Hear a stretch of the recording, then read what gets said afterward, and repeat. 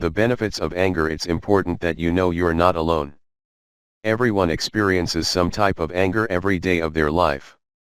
And the point of learning to manage your anger isn't to suppress it and completely do away with it, but to learn how to channel it in a positive way to improve your life and your relationships. While uncontrollable rage and anger can have very negative effects on your life, properly managed anger can also be very positive.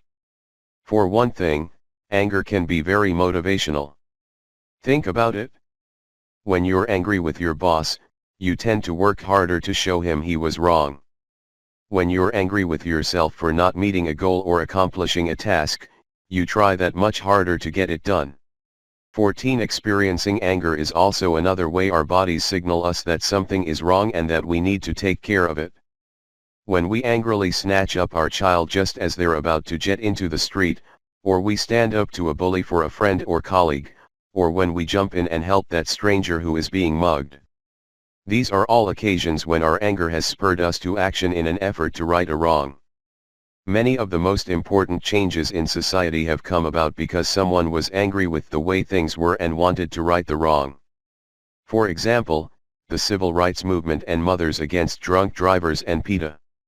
If it weren't for outraged activists, we wouldn't have the laws we have that protect children, the mentally ill, people of different religions and ethnic backgrounds, the handicapped and disabled. And the list goes on and on of people who have been helped because someone became angry and decided to channel that anger toward a positive end rather than one of destruction and violence. The next time you get angry and say or do something you'll feel sorry for, just remember that anger does have its place and don't beat yourself up about it. Instead of wallowing in guilt and making yourself even angrier, take responsibility for your actions and work on managing your anger instead of letting it manage you. Anger management at work. Up to this point, we've been discussing the effects of anger on your home life, but the fact of the matter is that a lot of people lose their jobs every day because they simply can't control their anger. Flying off the handle at home is bad enough. Your family loves you and they're willing to stand by you while you learn to manage your anger. But losing control. 15. At work can make your superiors begin questioning your decision-making capabilities and you may just end up losing your job. Before you really get angry and start venting at work, look at yourself from your co-workers' perspective. Will they think your anger is justified, or will they just think you're a raving lunatic? If you don't think everyone will see it your way, it might be best just to forget about the transgression and move on. Probably the number one reason that people get angry at work is because they take things too personally.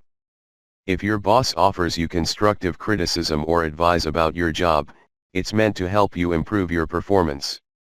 It doesn't mean that he doesn't like you or that he doesn't appreciate your efforts. It just means that he needs the job to be done right and he wants to show you how to do it.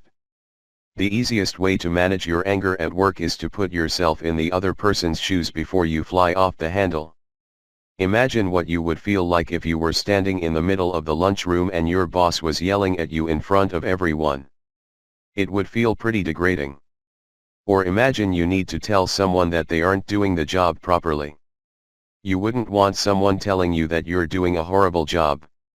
You'd want them to encourage you to do a better job. You wouldn't want to be treated with such disrespect, so you shouldn't treat others that way.